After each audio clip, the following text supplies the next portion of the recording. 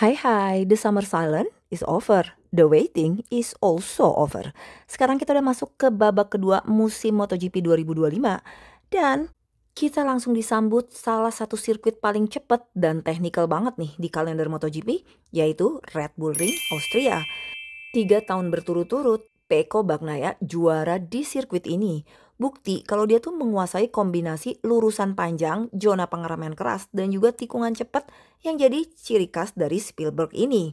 Tahun ini, tapi situasi agak berbeda nih. Marc Marquez datang ke Austria ini sebagai pemimpin klasmen sementara dengan totalan poin 381. Unggul jauh dari Alex Marquez yang hanya memiliki poin 261 dan Pecco Bagnaia yang saat ini ada di posisi ketiga dengan 230 poin.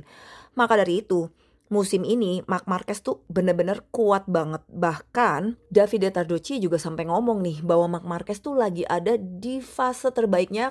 Jadi buat ngalahin Marc Marquez agak sulit kecuali Marc Marquez sendiri yang bikin kesalahan. Buat flashback aja nih, di tahun ini Marc Marquez udah punya 11 kemenangan di sprint dan 8 kemenangan di race utama. Gimana? Dominasi mutlak gak tuh?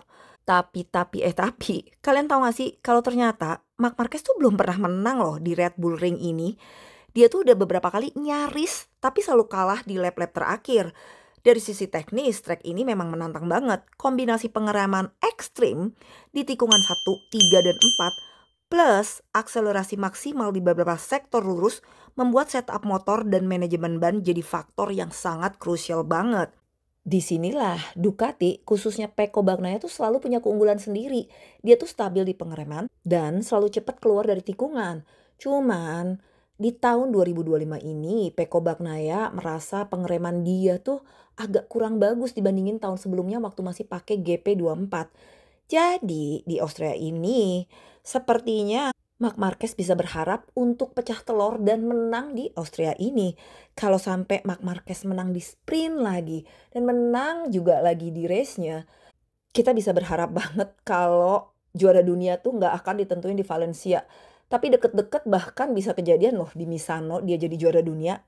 Gimana tuh? Tapi yang lucunya, Marc Marquez tuh paling anti banget kalau ada orang yang udah ngejagoin dia bakal menang di sprint, bakal menang di race sebelum balapan dimulai.